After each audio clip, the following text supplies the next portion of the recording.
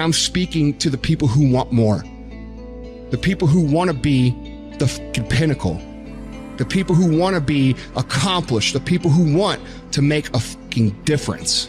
You guys are going to have to go all the fuck in. Make a 100% commitment to give the best effort you've ever given to outwork, out-improve, out-strategize, outlast like never before.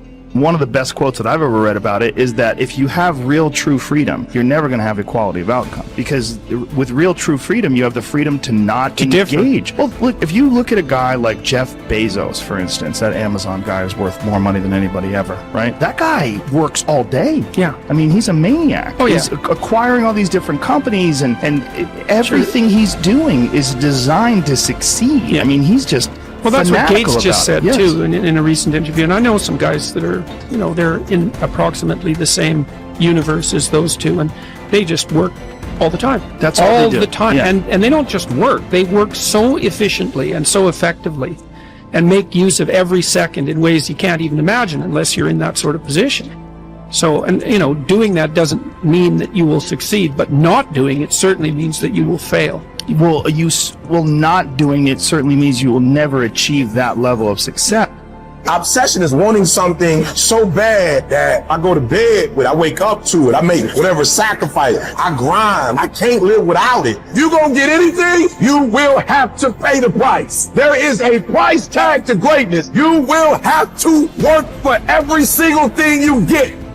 And you gotta work every single day. You gotta wake up every day and work.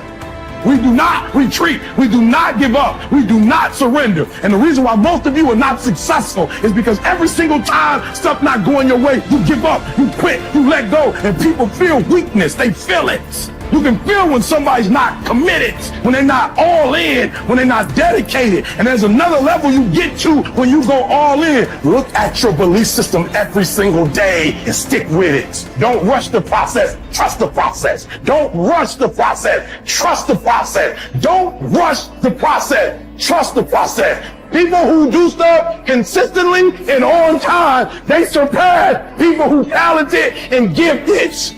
Should never be satisfied with what you got. You should double your business, triple it. If you accomplish something good with hard work, the labor passes quickly, but the good endures. If you do something shameful in pursuit of pleasure, the pleasure passes quickly, but the shame endures.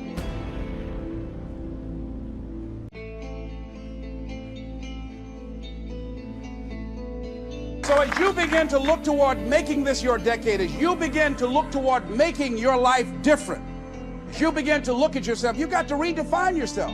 Who are you right now? And who must you become in order to create what you want? What has to change about you? What is it that you're doing right now that would be a liability for you?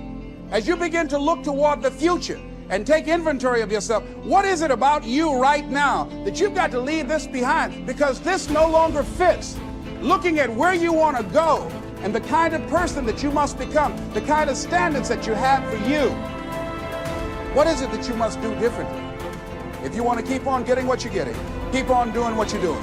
It makes sense unless you change your pattern, unless you change the way you're thinking, unless you change your behavior, you're going to continue to produce the results in your life. See, all of us are winners, but some of us are producing results that we don't want.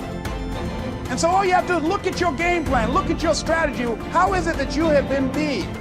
What is it that you've been doing to produce this?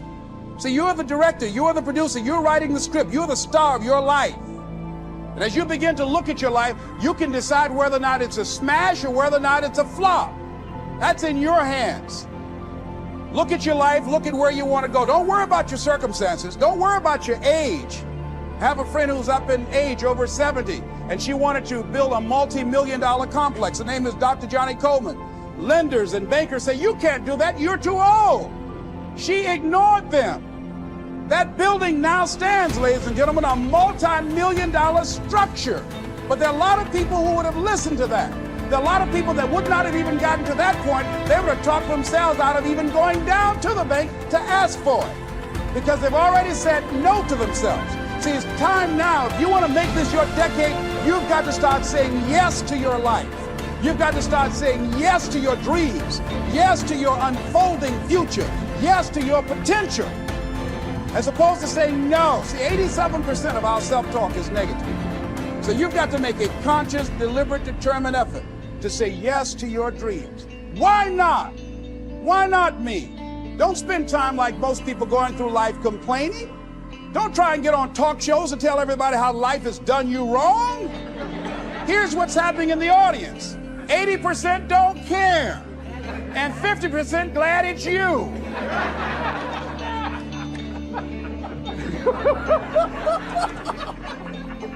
All right? So when you know that, you'll go around, oh, you know what they did to me? Who cares?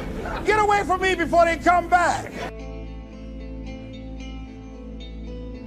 Even as the sun doth not wait for prayers and incantations to rise, but shines forth and is welcomed by all, so thou also wait not for clapping of hands and shouts and praise to do thy duty. Nay, do good of thine own accord, and thou wilt be loved like the sun. Above all, remember that the door stands open. Be not more fearful than children, but as they, when they weary of the game, cry, I will play no more. Even so, when thou art in the light case, cry, I will play no more, and depart. But if thou stayest, make no lamentation. If you choose, you are free.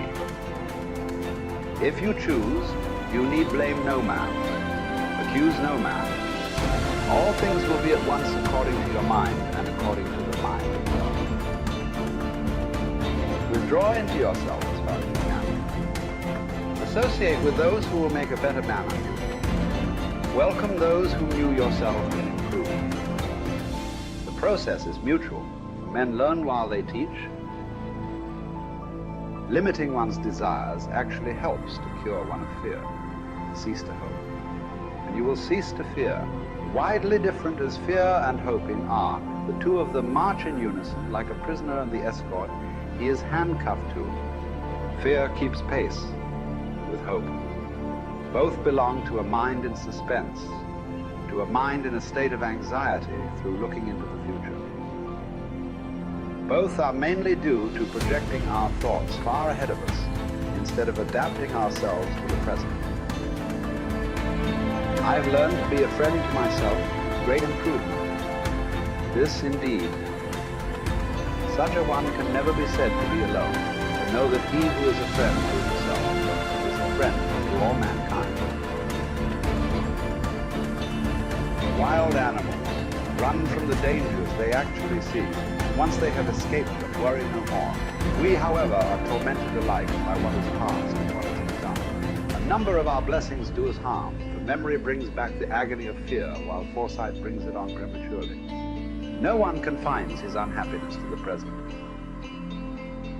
For the only safe harbor in this life's tossing, troubled sea is to refuse to be bothered about what the future will bring, and to stand ready and confident, squaring the breast to take without skulking or flinching whatever fortune hurls at it. Count your years, and you'll be ashamed to be wanting and working for exactly the same things as you wanted when you were a boy. Of this one thing, make sure against your dying day, that your faults die before you do. Have done with those unsettled pleasures which cost one dear. They do one harm after they're past and gone, not merely when they're in prospect. Even when they're over, pleasures of a depraved nature are apt to carry feelings of dissatisfaction. In the same way as a criminal's anxiety, it doesn't end with the commission of the crime, even if it's undetected at the time. Such pleasures are insubstantial and unreliable. Even if they don't do one any harm, they're fleeting in character. Look around for some enduring good instead. And nothing answers this description except what the spirit discovers for itself within itself. A good character is the only guarantee of everlasting, carefree happiness. Even if some obstacle to this comes on the scene, its appearance is only to be compared to that of clouds which drift in front of the sun without ever defeating its light.